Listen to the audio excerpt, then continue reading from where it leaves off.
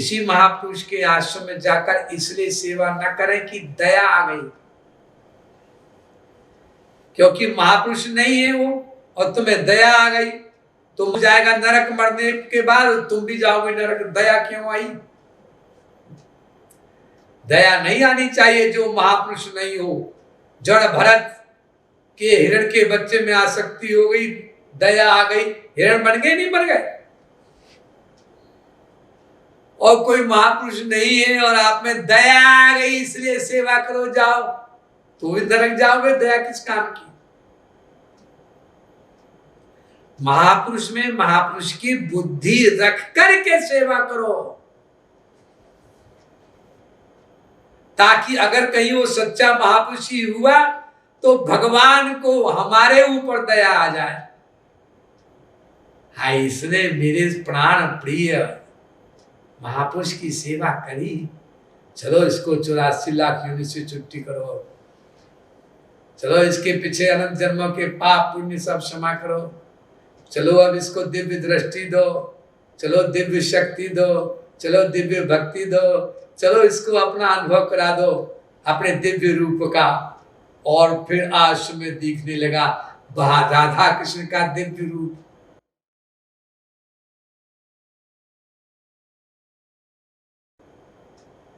भगवान हमारे ऊपर दया करें, ऐसे भाव होने चाहिए महापुरुष के लिए। देखो, सेवा दो प्रकार से होती है, खाना बनाया खिलाया, नौकर की तरह, नौकरानी की तरह। साहब आया है इंग्लैंड लंदन से,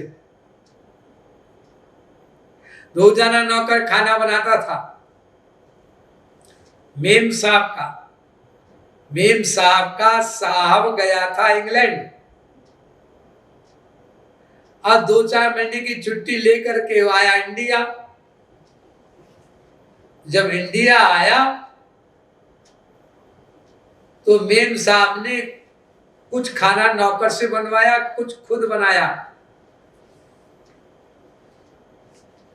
तो जब नौकर से बनाया खाना और नौकर खाना बना करके घर गया तो वहां चारपाई पड़ी हुई थी, उसी में लेट गया, गहरी सांस लेने लगा। बीवी बोली क्या हो गया, तबीयत खराब होगी क्या, बदलता मौसम है तो। अरे चुप रहे, मत बोल जाते। अरे बताओगे नहीं, डॉक्टर के पास ले जाऊं। अरे आज बहुत खाना बनाना पड़ा, मेम साहब ने कहा ये बनाओ वो बनाओ वो बनाओ ये बनाओ, बनाते बनाते हमारा कचूमा निकल गया। क्यों? अरे साहब आ मरा है इंग्लैंड से, इसलिए। अब देखो नौकर सारा काम कर रहा है, आसक्ति नहीं है साहब का खाना बनाने में। और मेम साहब ने जो डिश बनाई, खाना बनाया, इतने में सहेली आ गई दरवाजे पे। सुनो मैं जरा बिजी हूं, तुम थोड़ी देर में आ जाओ। क्या बिजी हो? अरे आज हमारे वो आए इंग्लैंड से, कुछ खाना बना रही हूँ, चलो मैं तुम्हारी हेल्प कर दूं। हाँ कर दो तो बड़ी मेहरबानी होगी। अब वो खाना बना रही है, मुस्कुरा रही है, हंस रही है, बातें कर रही है सहेली से, और कई सारी डिश बना रही है अपनी मनपसंद हस्बैंड को खिलाने के लिए। और जब हस्बैंड खा लेता है तो बड़ी खुशी खुशी कहती है देखो इंग्लैंड में तो खाना मिलता नहीं था इनका, बस टोस्ट खाओ, ये खाओ वो खाओ, रोटी नहीं मिलती, आज बहुत दिनों बाद मिला है। यानी खाना मेम साहब भी बना रही है हस्बैंड का, नौकर भी बना रहा है, और नौकर भी मेम साहब की तरह पूछ रहा है साहब कैसे खाना बना। साहब मेम साहब को जवाब देता है अरे खाना तो आज खाने को मिला 3 महीने बाद, इंग्लैंड में कहाँ मिलता था। और नौकर ने भी पूछा साहब खाना कैसे बनाया है, बहुत अच्छा बनाया है, बहुत अच्छा बनाया है। दोनों की बातें एक, लेकिन एक का अटैचमेंट है, एक का अटैचमेंट नहीं है, एक का भाव है, एक का भाव नहीं है। तो उसी प्रकार भगवान भाव के भूखे हैं। आध्यात्म रामायण में लिखा है गंगादि तीर्थेषु बसंती मत्स्या देवालये पक्षी गणाश्च नित्यम भाव जिक्र वास्ते न फल लभन्ते। मंदिर मस्जिद गुरुद्वारे चर्च में तो चूहे रहते हैं, कबूतर भी रहते हैं, पक्षी भी रहते हैं, और ये मुक्त क्यों नहीं होते? इनका रिडेम्पशन क्यों नहीं होता? इमेंसिपेशन क्यों नहीं मिलता इनको?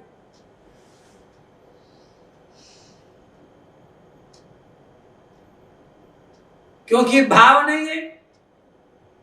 गंगा जी में मछली रहती है, भाव नहीं है। ये जो भाव बनाते हैं हम लोग किसी महापुरुष के लिए, ध्यान दीजिए, ये भाव बनाना ही भगवत प्राप्ति है। भाव बनाते बनाते बनाते बनाते भाव से प्रकट हो जाते हैं भगवान, हृदय में ही और बाहर भी। आदि जगत शंकराचार्य ने लिखा है भज गोविंदम में,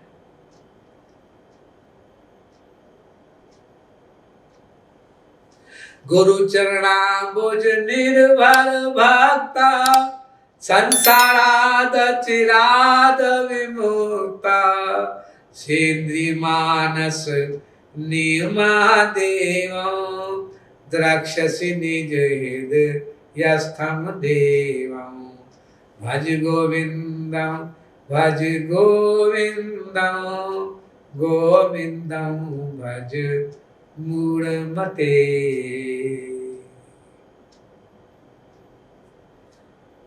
जो गुरु के ऊपर अकेले एक्सक्लूसिवली सोलली ओनली अनसर्विंगली निर्भर रहते हैं, केवल अपने महापुरुष पर ही विश्वास करते हैं, उनकी ही आशा, उनका ही बल, उन्हीं पर निर्भर करते हैं, उनकी ही आज्ञा पालन करते हैं, और सेंद्रिय अपने शरीर से, मानस मन से, नियम जो उनके नियम हैं उसके अनुसार जो उनकी सेवा करते हैं, अपने नियम के अनुसार नहीं, उनके नियम के अनुसार।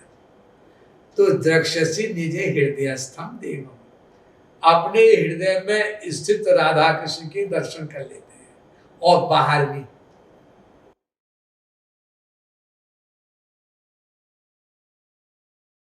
बिना मंदिर गए, बिना मस्जिद गुरुद्वारे चर्च गए, बिना भजन कीर्तन किए, बिना आरती किए, बिना पूजा किए, बिना व्रत किए राधा कृष्ण के दर्शन कर लेते हैं। क्यों? क्योंकि जो भाव उनका बन रहा है, ये भाव ही तो श्री कृष्ण है। हम लोगों ने जगत गुरु उत्तम श्री कृपालु महाप्रभु के मुख से अनेक बार ये बात सुनी है कि पहले साधक साधना भक्ति करता है, उसे साधना भक्ति कहते हैं। साधना भक्ति के नियम आपको पता ही है, अनन्य, उनको छोड़कर किसी दूसरे को न मानना, दूसरे के पास न जाना, दूसरे को अपने हृदय में न लाना, चाहे वो देवी देवता ही क्यों ना हो, ब्रह्मा विष्णु शंकर ही क्यों ना हो, उसे कहते हैं अनन्यता। नंबर 2, निरंतरता, ये अवस्था 24 घंटे रहना कि हमें किसी को मानना नहीं है, किसी पर विश्वास नहीं करना। नंबर 3, निष्कामता, अपनी कोई इच्छा न रखना कि 4 घंटे आपकी सेवा न करके 3 घंटा सेवा करेंगे, 1 घंटा सेवा कहीं और कर लेंगे। महीने में 6 दिन आपकी करेंगे, 24 दिन कहीं और कर लेंगे। ये अपनी इच्छा कर रहे हैं। ये क्यों है? ये क्यों इसलिए होता है कि हम ईश्वर भाव नहीं रखते। भाव ऐसे समझिए, बहुत अच्छे ढंग से समझाते हैं आपको। ये भाप होती है स्टीम, स्टीम निकलती है इंजन से और बाहर चली जाती है। ये स्टीम आपको दिखाई पड़ती है, भाप के रूप में नहीं दिखाई पड़ती, निराकार। ये स्टीम जब ठंडी हो जाती है तो लिक्विड बन जाती है, द्रव बन जाता है, तब क्या कहा जाता है? भाप पानी बन गया, पानी। और पानी जब जम जाता है तो वो बर्फ बन जाता है। तो भाप, पानी और बर्फ, ये तीनों एक ही चीज हुई ना? हाँ। लेकिन तीनों के गुण अलग अलग हैं। हाँ। तो जो हम भाव निष्काम अनन्य निरंतर बनाते हैं हरि गुरु के लिए,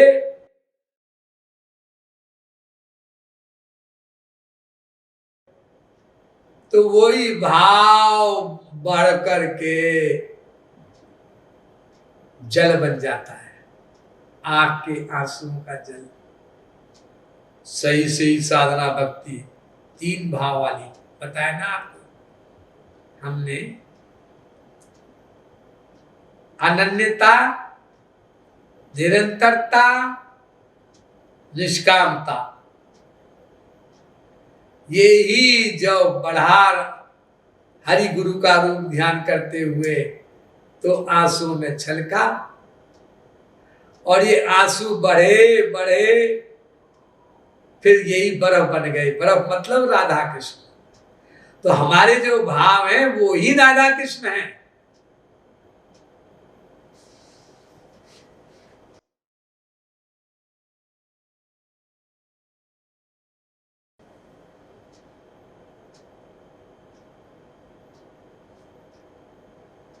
जो हमारे निष्काम, निरंतर, अनन्य 3 जो भाव हैं उनका नाम ही राधा कृष्ण है।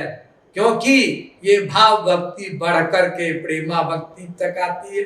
फिर प्रेमा भक्ति गोलोक में, इसलिए भक्ति, मान भक्ति, प्रणय भक्ति, राग भक्ति, अनुराग भक्ति, भावावेश भक्ति तक पहुंचती है। और यहीं हम लोगों को पहुंचना है। तो सब कुछ हमारे हाथ में है, भगवान महापुरुष के हाथ में कुछ भी नहीं है।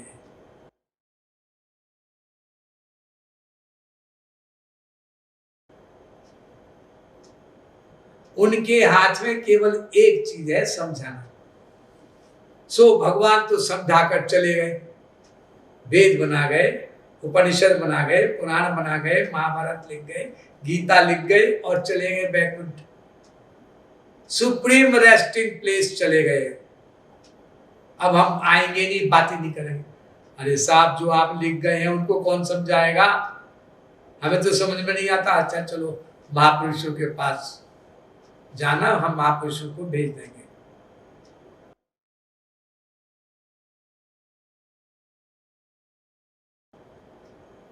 अब महापुरुषों को भेज दिया और ये वेद में लिख दिया, अगर महापुरुष मिले तो यथा देवे तथा गुरु, उसमें ईश्वर की बुद्धि रखना।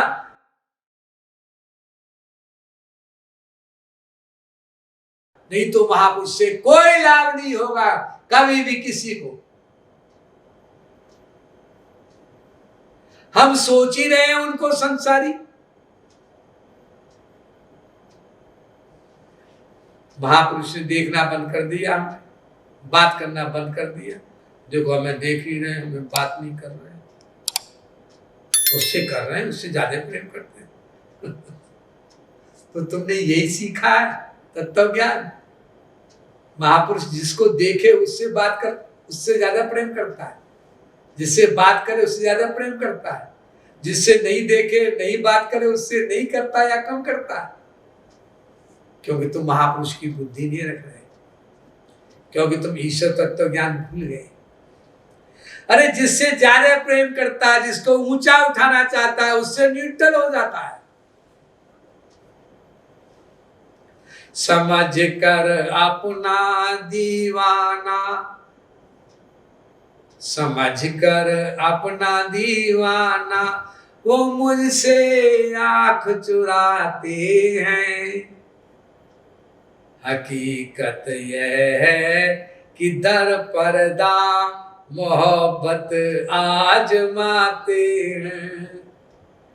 जब सच्चा प्यार किसी से महापुरुष करता है, आगे बढ़ाता है ऊंचा उठाने के लिए, तो विरह देता है, वियोग देता है, बात करना बंद कर देता है। जैसे गोपियों से श्री कृष्ण ने बात करना बंद कर दिया, 100 साल तक बात नहीं किया, लेकिन प्रेम बढ़ता रहा। इतनी ऊंची हो गई वो गोपियां कि नेम विनिंचो न भवो न श्रीअप्यंग संशया प्रसादम ले विने गोपी यत तत्प्राक विमुक्तिदा। ब्रह्मा विष्णु शंकर महालक्ष्मी भी उनकी सीट तक नहीं पहुंच पाई। तो ये बात तो तब हम मानेंगे जब महापुरुष समझेंगे। जब महापुरुष नहीं समझेंगे, अरे जाओ जी सब बेकार है, नपुंसला है, कुछ नहीं है। तो भाव भक्ति ही बढ़कर के राधा कृष्ण के दर्शन कराती है, राधा कृष्ण ही बन जाती है भाव भक्ति। इसलिए श्री महाराज जी मनगढ़ में लिखते थे, जब संवर लीला नहीं थी तो 3-4 उनके बहुत स्लोगन उनके स्टेज के पास लिखे हुए होते थे। रूप ध्यान पूर्वक साधना करो। नंबर 2, पदों के भाव पर ध्यान दो।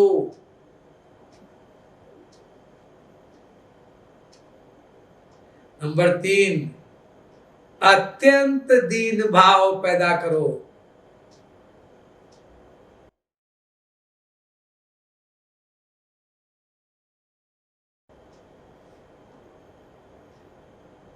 मुझे किसी ने कहा था, स्वामी जी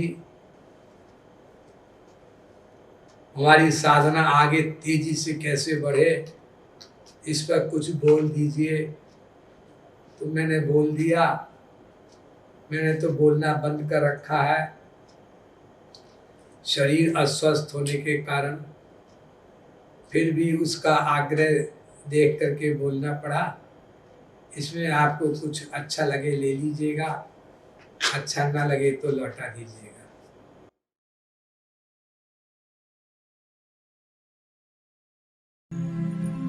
महाराज जी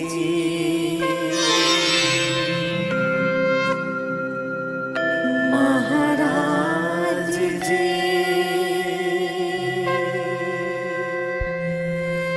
महाराज जी।